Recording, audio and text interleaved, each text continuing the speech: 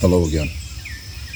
Sometimes I'll be in a conversation on the internet or with a group of people, and somebody there will being proud of their college education and such, and they have to jump in and say, well, what you're saying isn't valid because it can't be disproven.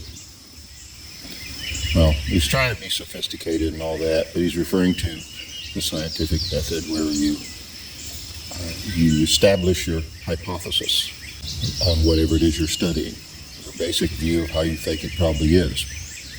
And then you look for the exceptions to it, those outliers that when you bring in, they kind of fuzzy the picture you have. And so they tell you where you need to modify your hypothesis.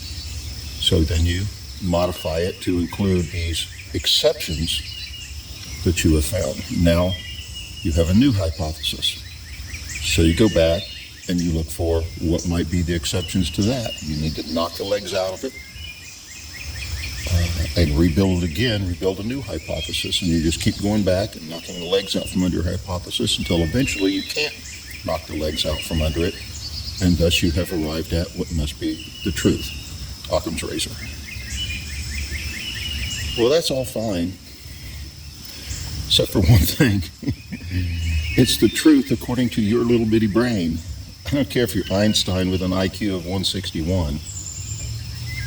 That's small. And whatever it is you're studying, it's part of the universe that God created, and his mind's a lot bigger than yours.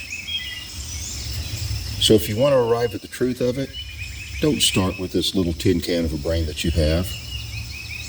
Start with the mind of the one who created it.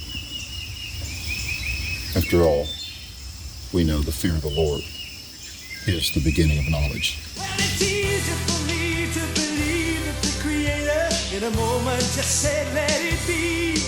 Then to swallow some jive, I'm crawling from the ocean for swing.